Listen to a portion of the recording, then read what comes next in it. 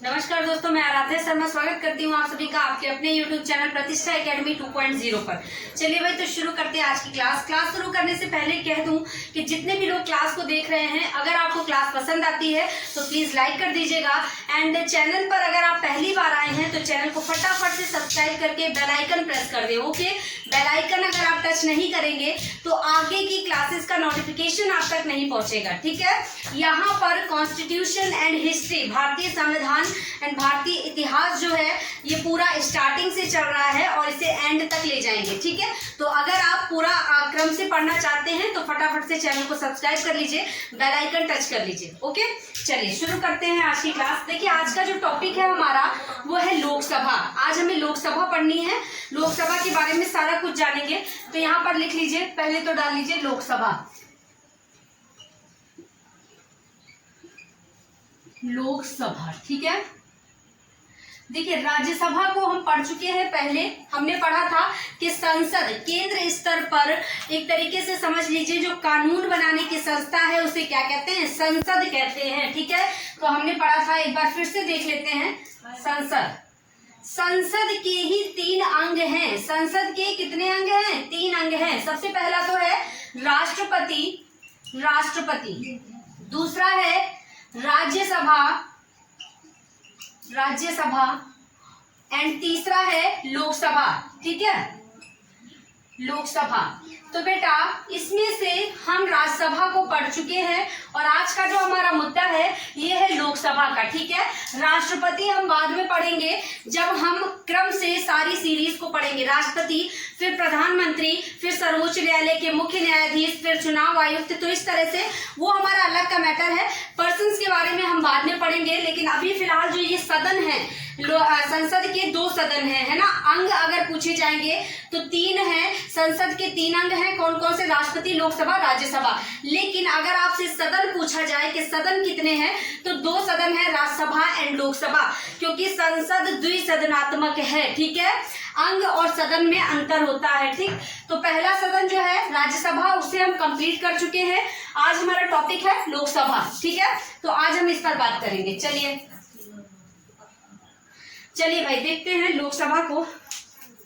सबसे पहले तो देखिएगा, यहाँ पर पॉइंट वाइज देखिएगा, लोकसभा का गठन कब हुआ? तो देखिएगा, लोकसभा का गठन 6 मई 1952 को हुआ। कब? 6 मई 1952 लिखिएगा।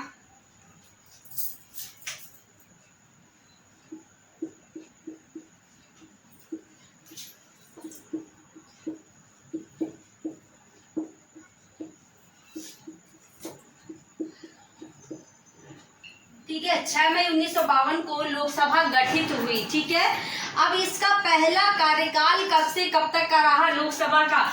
तो भाई, जब 1952 में गठित हो रही है तो 52 से ही कार्यकाल शुरू हो जाएगा और 5 वर्षों का कार्यकाल होता है, आप सभी जानते हैं। तो 57 तक चलेगा, काउंट कर लीजिए। चलिए भाई, तो पहला कार्यकाल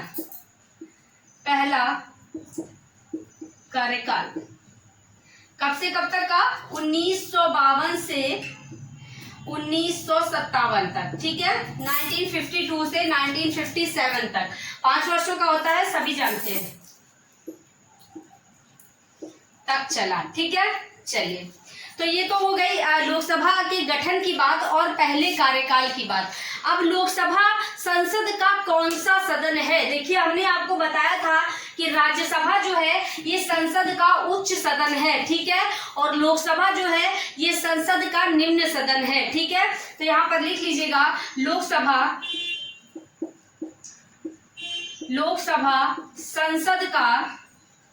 संसद का निम्न सदन है, ठीक है।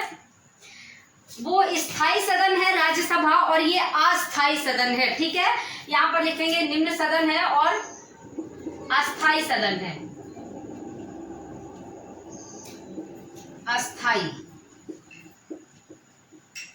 देखिएगा भाई, राज्यसभा स्थायी क्यों है? क्योंकि राज्यसभा कभी भंग नहीं की जा सकती। ठीक है, यहाँ पर लोकसभा अस्थायी क्यों है? क्योंकि लोकसभा को भंग किया जा सकता है। ठीक है, तो यहाँ पर लिखिएगा लोकसभा और लोकसभा को कौन भंग कर सकता है? तो राष्ट्रपति कर सकते हैं। ठीक है, देखिए यहाँ पर राष्ट्रपति भी जो है वो संसद के अंग है ना, तो लोकसभा को भंग कोई और नहीं, राष्ट्रपति कर सकते हैं। ठीक है, लोकसभा को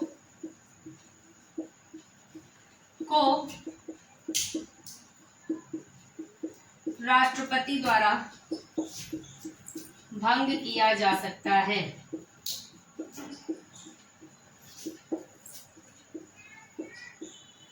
अब आपसे इसी जगह ये पूछ लिया जाए कि अब तक में लोकसभा कितनी बार भंग हो चुकी है, ठीक है, तो आप बताएंगे 8 बार। अब तक में जब से लोकसभा गठित हुई 1952 से, तब से लेकर के आज तक में लोकसभा 8 बार भंग हुई है। तो लिखेगा अब तक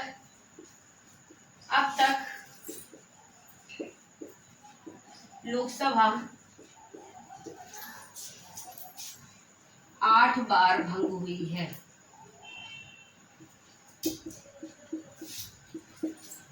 हो चुकी है। आई बात समझ में? ठीक है, तो ये तो बात हो गई भाई लोकसभा के गठन की, लोकसभा के कार्यकाल की, और लोकसभा कौन सा सदन है इसके बारे में। ठीक है, अब देखते हैं लोकसभा में सदस्यों की संख्या। तो भाई देखिएगा लोकसभा में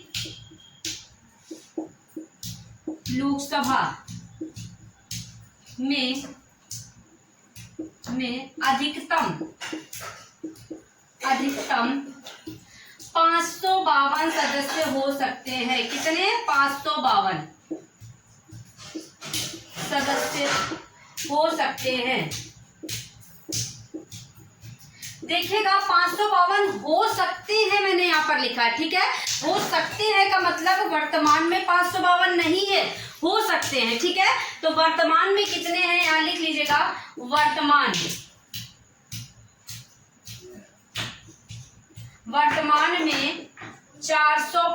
545 हैं। कितने? 545। ठीक है, तो वर्तमान में 545 हैं, लेकिन अधिकतम 552 हो सकते हैं। ये अधिकतम वाली संख्या है। अगर आपसे पूछा जाए कि लोकसभा में अधिकतम सदस्य कितने हो सकते हैं, तो 552 हो सकते हैं। वर्तमान में कितने हैं? 545 हैं। अब इस 545 का आंकड़ा देख लीजिए। ये जो 545 है ना, ये बेटा किस तरह से निकल कर आता है। देखिए 552 का भी देख लीजिए। 552, ये जो 552 है, इसमें देखिएगा 530 जो है ना, 530 ये राज्यों से आते हैं। कहां से? राज्यों से, राज्यों। ठीक है, इसके बाद यहाँ पर 20 जो है ये केंद्र शासित प्रदेशों से, 20 केंद्र शासित। ठीक है, केंद्र शासित से। ठीक है, इसके बाद 2 जो है +2 कर लेंगे यहाँ पर, तो ये 2 जो है ये आंग्ल भारतीय होते हैं, एंग्लो इंडियन। ठीक है, तो लिख लीजिएगा यहाँ पर आंग्ल भारतीय, आंग्ल भारतीय। ठीक है, जो कि राष्ट्रपति के द्वारा मनोनीत किए जाते हैं। लोकसभा में 2 सदस्य राष्ट्रपति के द्वारा मनोनीत किए जाते हैं, एंड राज्यसभा में 12 सदस्य राष्ट्रपति के द्वारा मनोनीत किए जाते हैं। राज्यसभा उच्च सदन है ना, इसलिए वहां ज्यादा होंगे, तो 12 होते। लोकसभा निम्न सदन है, तो यहाँ 2 ही। ठीक है, तो ये 552 का जब अधिकतम होंगे ना, तो केंद्र शासित से 20 का आंकड़ा रखा गया है। ठीक है, लेकिन यहाँ पर अभी वर्तमान में 545 हैं, तो यहाँ केंद्र शासित से पूरे नहीं आते, ये 552 वाला है। ठीक है, चलिए अब आगे देखते हैं यहाँ पर 545 वाला आंकड़ा। 545 वाले में देखिए 530 जो हैं ये राज्यों से ऐसे ही आते हैं, राज्यों से। ठीक है, इतने ही आते ही हैं। यहाँ पर 20 का था ना केंद्र शासित से, 20 निकलने थे ना, लेकिन यहाँ 13 ही आते हैं बेटा केंद्र शासित से। केंद्र शासित से केवल 13 ही आते हैं, 20 नहीं आते, इसलिए ये रह जाती है संख्या 545। ठीक है, इसके बाद +2 ये तो आएंगे ही आएंगे। जो ये 2 हैं आंग्ल भारतीय, ये तो आएंगे ही आएंगे, क्योंकि इनकी सीट आरक्षित है पहले से। ठीक है, इनके लिए लोकसभा में सीट आरक्षित है। एंग्लो इंडियन,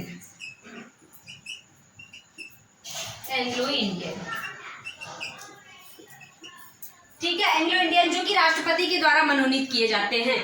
अब देखिएगा एक चीज याद रखिएगा, एंग्लो इंडियंस के लिए लोकसभा में सीट आरक्षित है, ठीक है, सीटें आरक्षित है, तो इनका तो आना एकदम परफेक्ट है, ठीक है। चलिए अब ये सीटें किस अनुच्छेद के तहत आरक्षित हैं, तो देखिएगा एंग्लो इंडियन का जो प्रावधान है ना, जो सीटों का लोकसभा में, ये अनुच्छेद 331 के तहत है, ठीक है, किसके, अनुच्छेद 331 के तहत। अब एक चीज और समझिएगा, ये तो सीटों के लिए आरक्षण है, सीटें आरक्षित हैं 331 के तहत, लेकिन आंग्ल भारतीय मतलब एंग्लो इंडियंस की परिभाषा क्या है, इस परिभाषा को किस अनुच्छेद में बताया गया है, तो देखिएगा अनुच्छेद 366 परिभाषा, ठीक है। तो यहाँ पर एंग्लो इंडियंस की परिभाषा को बताया गया है कि एंग्लो इंडियन की परिभाषा क्या, आखिरकार आंग्ल भारतीय होते क्या हैं। तो बेटा जानिएगा, ये तो अनुच्छेद 66 बता ही देता है कि आंग्ल भारतीय क्या होते हैं, लेकिन आप अनुच्छेद पढ़े जाके, वो शायद आप ना पढ़े तो मैं बता दे रही हूँ। आंग्ल भारतीय का मतलब होता है जिनके पिता, जिन बच्चों के पिता या दादा, मतलब कोई एक पिता या दादा में से कोई एक विदेशी हो और उनकी दादी या माता जो है वो भारतीय हो, उन्हें कहते हैं आंग्ल भारतीय, ठीक है। पिता विदेश के हो लेकिन माता भारत की हो, होता है ना कई बार कि विदेशों के लोग आकर के इंडिया में शादी कर लेते हैं, या दादा हो उनके तो वो विदेशी हो और दादी जो है वो भारतीय हो, इस तरह से उन्हें कहते हैं आंग्ल भारतीय। तो ये जो परिभाषा है आर्टिकल 366 में दी हुई है, ठीक है। चलिए आंग्ल भारतीय मतलब एंग्लो इंडियंस के लिए जो सीट है वो 331 में दी हुई है, ठीक है। चलिए भाई, तो यहाँ तक आपको समझ आ गया सीटें मतलब सदस्य कितने हैं। चलिए नेक्स्ट देखते हैं आगे।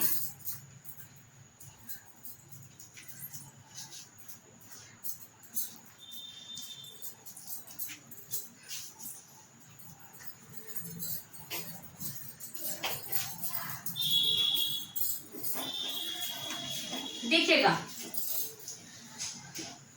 अब देखिए लोकसभा में सदस्यों की जो संख्या है, जो उसे कोरम सदस्य संख्या, वो कितनी है, तो लिखिएगा लोकसभा में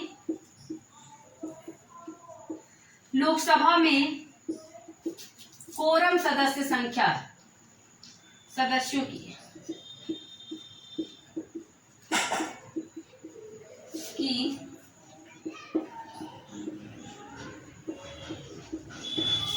सदस्य संख्या क्या है, 1/10, 1/10 है, ठीक है, 1/10। अब ये जो कोरम है ना, इसे गण पूर्ति कहा जाता है, क्या कहा जाता है, गण पूर्ति। याद रखिएगा कोरम जो है, इसे अगर पेपर में गण पूर्ति भी दिया हो तो समझ जाइएगा गण पूर्ति जो है 1/10 है, ठीक है। अब ये 1/10 का मतलब क्या होगा, गण पूर्ति या कोरम का मतलब क्या हो गया, देखिए होता क्या है, प्रावधान क्या रखा गया है कि लोकसभा में जब तक टोटल सदस्यों का, टोटल 545 है ना, टोटल का 1/10 उपस्थित नहीं होंगे ना, टोटल का आप 1/10 कर लीजिए, 545 का 1/10 लगभग में 55 के लमसम आएगा, ठीक है। तो जब तक के इतने सदस्य उपस्थित नहीं होंगे ना, तब तक लोकसभा गठित नहीं होगी, लोकसभा की बैठक नहीं होगी, ठीक है। आई बात समझ में, मतलब कि किसी कंडीशन में अगर लोकसभा में सारे व्यक्ति नहीं आ पा रहे हैं तो कम से कम इतने तो आने ही चाहिए, और अगर इतने भी नहीं आए, इससे भी नीचे आए, टोटल का 1/10 से नीचे आए तो लोकसभा की बैठक नहीं होगी फिर, है ना। तो ये रखी गई है गणपूर्ति मतलब कोरम सदस्य संख्या, ठीक है। आई बात समझ में। चलिए टोटल का 1/10 उपस्थित होने चाहिए, ठीक। चलिए नेक्स्ट देखते हैं यहाँ पर, देखिए ये जो गणपूर्ति संख्या है ना 1/10, इसको 42वें संविधान संशोधन, 42वां जो संविधान संशोधन हुआ था ना 1976 में, कब हुआ था, 1976 में 42वां संविधान संशोधन 1976 द्वारा ये कोरम सदस्य संख्या खत्म कर दी गई थी लोकसभा से। ये गणपूर्ति लोकसभा और विधानसभा में दोनों में है ये प्रावधान, तो दोनों से ये खत्म कर दी गई थी, लेकिन इसे दोबारा से जब 44वां संविधान संशोधन हुआ ना 1978 में, यहाँ मोरारजी देसाई की गवर्नमेंट आ गई थी, यहाँ इंदिरा गांधी की थी 42वें में, 44वां जब हुआ मोरारजी देसाई आ गए थे, इनके टाइम में इस कोरम सदस्य संख्या को दोबारा से शुरू कर दिया गया, ठीक है। तो अगर पूछा जाए कब खत्म की गई, 42वें संविधान संशोधन में, कब दोबारा पुनः लागू की गई, तो 44वें संविधान संशोधन में, ठीक है। किसकी गवर्नमेंट थी, इंदिरा गांधी की 42वें में, 44वें में मोरारजी देसाई, ठीक है। चलिए इसके बाद देखते हैं कार्यकाल।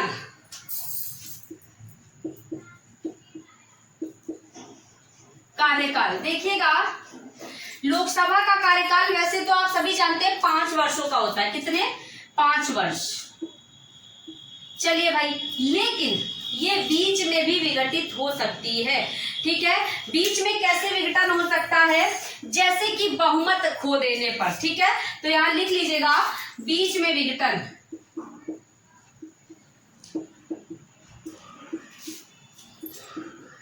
विघटन बहुमत खो देने पर।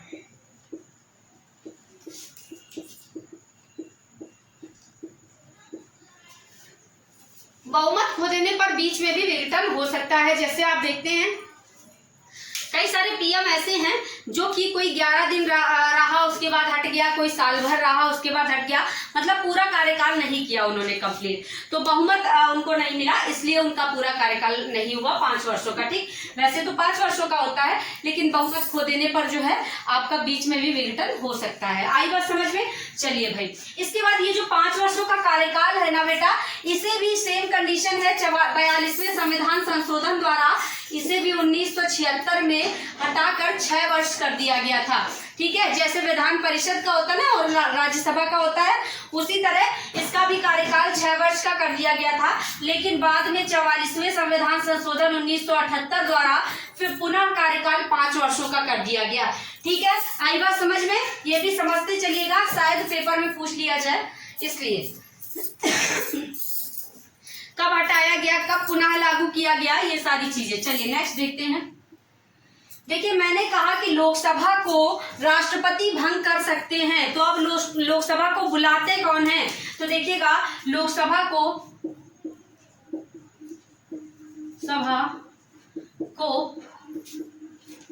राष्ट्रपति बुलाता है। ठीक है, लोकसभा को राष्ट्रपति द्वारा बुलाया जाता है, राष्ट्रपति बुलाते हैं लोकसभा की बैठक को। ठीक है, इसके बाद लोकसभा का सभापति कौन होता है? तो यहाँ पर लिखिएगा, लोकसभा का सभापति, लोकसभा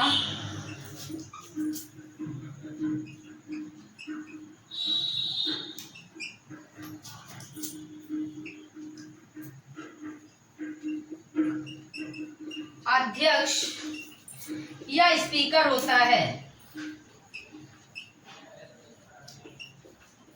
ठीक है, लोकसभा का सभापति जो होता है वो अध्यक्ष या स्पीकर होता है। जो अध्यक्ष होते हैं उन्हें कहते हैं सभापति, और वही स्पीकर होते हैं लोकसभा के। ठीक है, आई बात समझ में? तो चलिएगा नेक्स्ट देखिएगा कि लोकसभा के प्रथम अध्यक्ष, लोकसभा के प्रथम अध्यक्ष देख लीजिए।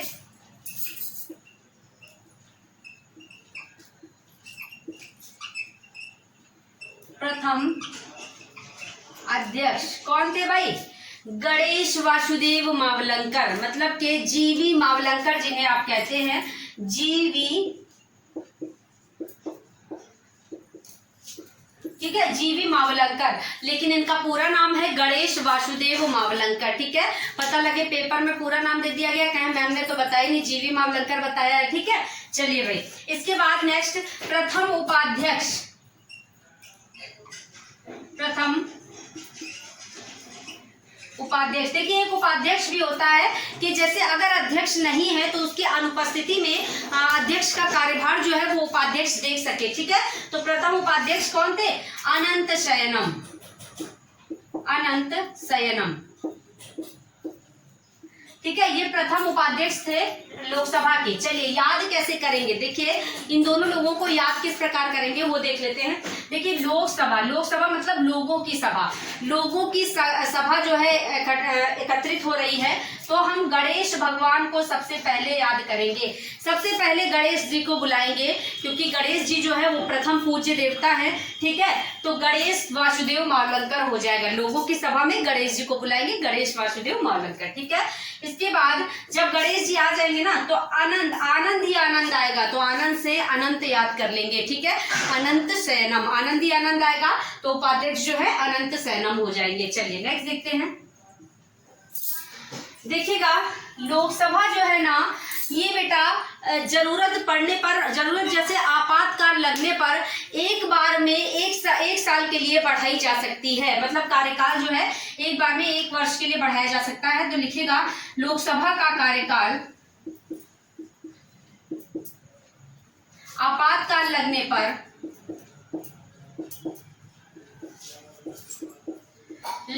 पर एक बार में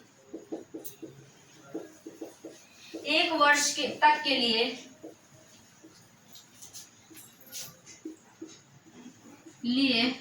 बढ़ाया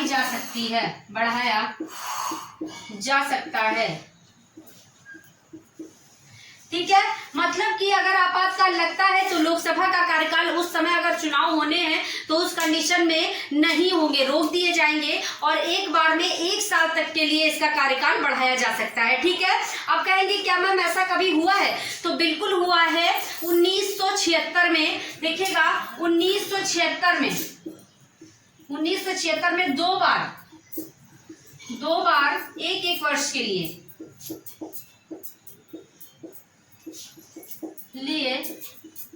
लोकसभा का कार्यकाल बढ़ाया गया था। ठीक है, 1976 में, क्योंकि आपातकाल लगा था, है ना, आपातकाल लगा था, इसलिए 2 बार 1 वर्षों के लिए बढ़ाया गया था। चलिए नेक्स्ट देखते हैं।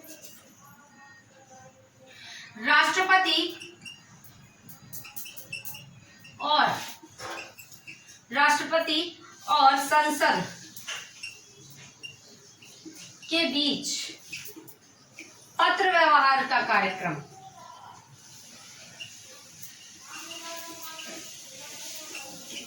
का काम कौन करता है बेटा? तो ये करते लोकसभा अध्यक्ष।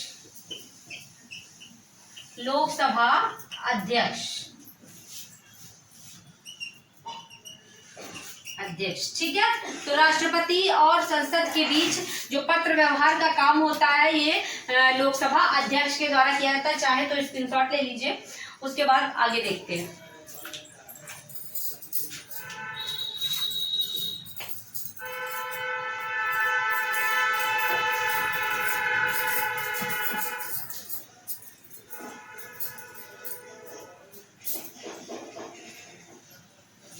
चलिए भाई, इसके बाद देखिएगा, लोकसभा में लोगों को सदस्यों को भाषण देने की अनुमति कौन देता है? तो लिखिएगा, लोकसभा में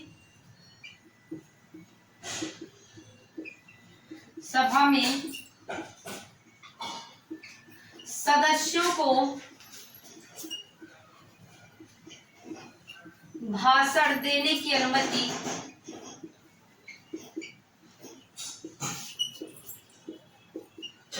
लोकसभा अध्यक्ष देते हैं।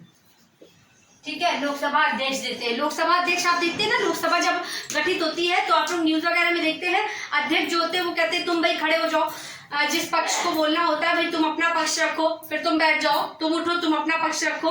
तो इस तरह से लोकसभा अध्यक्ष अनुमति देते हैं भाषण देने की। ठीक है, चलिए नेक्स्ट देखिएगा, हमने आपको बताया कि लोकसभा जो है राष्ट्रपति द्वारा इसे भंग किया जा सकता है।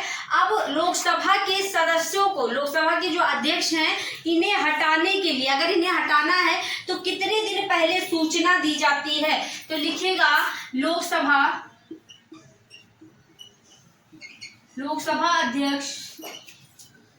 अध्यक्ष को हटाने के लिए 14 दिन पूर्व सूचना दी जाती है। ठीक है, 14 दिन पहले बताया जाता है कि भाई आपको हटाया जा रहा है, 14 दिन पूर्व सूचना दी जाती है। तो ये देखा गया पेपर में क्वेश्चन कि किसी को हटाने के लिए, लोकसभा में हटाने के लिए कितने दिन पूर्व सूचना दी जाती है? तो 14 दिन पूर्व। ठीक है, आई बात समझ में? चलिए नेक्स्ट देखिएगा, यहाँ पर अगर कोई सदस्य 60 दिनों तक बिना छुट्टी लिए गायब रहता है तो उसकी सदस्यता समाप्त की जा सकती है। ठीक है, तो लिखिएगा, यदि कोई सदस्य 60 दिनों तक बिना छुट्टी लिए या बिना सूचना दिए गायब रहता है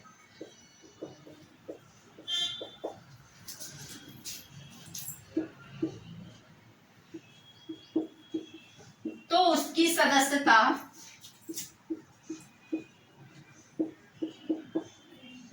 समाप्त की जा सकती है।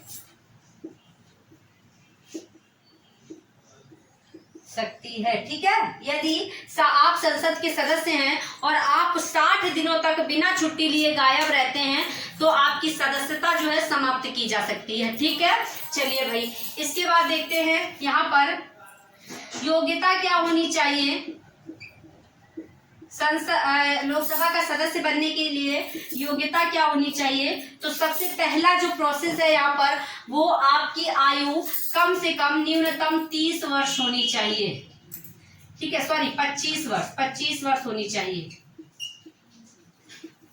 ठीक है, आयु 25 वर्ष होनी चाहिए। ये सबसे बड़ा मैटर है। अगर आप कम से कम 25 वर्ष के नहीं है, ज्यादा से ज्यादा नहीं है, लेकिन कम से कम 25 आप होने चाहिए, 25 के पूरे होने चाहिए। जब तक आप 25 के नहीं होंगे लोकसभा का चुनाव नहीं लड़ सकते। ठीक है, तो 25 वर्ष आयु होनी चाहिए। बाकी का वही कंडीशन रहती है, भारत का नागरिक होना चाहिए एंड लाभ के पद पर नहीं होना चाहिए, मानसिक व शारीरिक रूप से स्वस्थ होना चाहिए। तो यही सब कंडीशन रहती है यहाँ पर। ठीक है, चलिए नेक्स्ट देखते हैं, लोकसभा के वर्तमान में अध्यक्ष कौन है। लोकसभा के वर्तमान अध्यक्ष, तो देखिएगा लोकसभा के वर्तमान अध्यक्ष, प्रथम हम देख चुके हैं, वर्तमान वाले देखेंगे ओम बिड़ला। कौन है? ओम बिड़ला। ओम बिड़ला, ठीक है, वर्तमान अध्यक्ष हैं। उपाध्यक्ष देखिएगा, वर्तमान उपाध्यक्ष रमा देवी। कौन है? रमा देवी।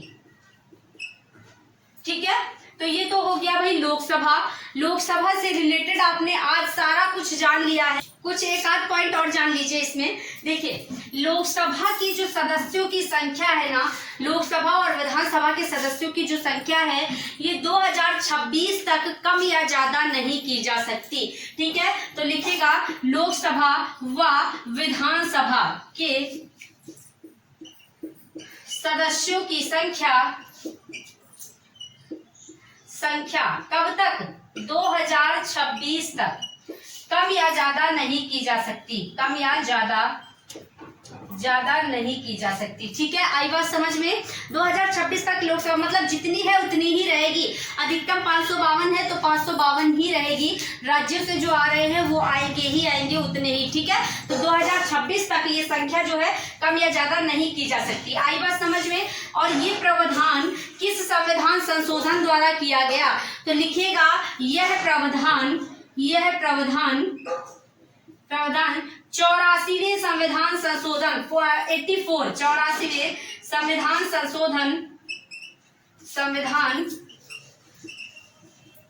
संशोधन 2001 द्वारा किया गया। ठीक है, 84वां संविधान संशोधन जो है ये 2001 में हुआ था। ठीक है, 2001 द्वारा किया गया। याद रखिएगा 2026 तक संख्या जो है कम ज्यादा नहीं की जा सकती विधानसभा लोकसभा की। ठीक है, और एक चीज यहाँ पर देख लीजिएगा, याद रखिएगा कि लोकसभा की 2 बैठकों में अंतर 6 माह से ज्यादा नहीं होना चाहिए। लिखिएगा लोकसभा की 2 बैठकों में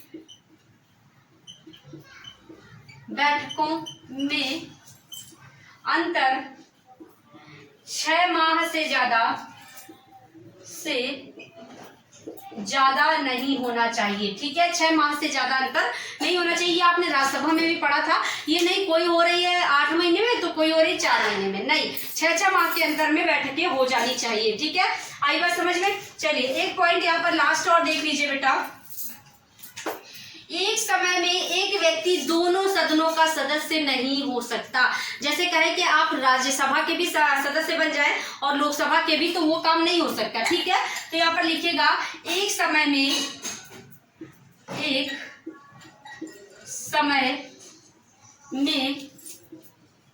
एक व्यक्ति दोनों सदनों का सदस्य नहीं हो सकता।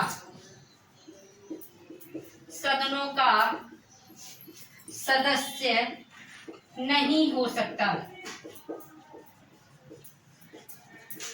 ठीक है, तो आ गई बात समझ में। चलिए भाई, तो चाहे तो स्क्रीनशॉट ले लीजिए। उम्मीद करते हैं कि ये सारा का सारा टॉपिक आपको समझ आया होगा। तो अगर समझ में आया है तो प्लीज क्लास को लाइक कर दीजिए, शेयर कर दीजिए अपने पढ़ने वाले दोस्तों में। एंड अगर चैनल पर नए हैं तो प्लीज चैनल को सब्सक्राइब करके बेल आइकन जरूर टच कर ले, जिससे कि आगे की सारी क्लासेस का नोटिफिकेशन आप तक पहुंच सके। ठीक है, चलते हैं, कल फिर मिलेंगे अगली क्लास में।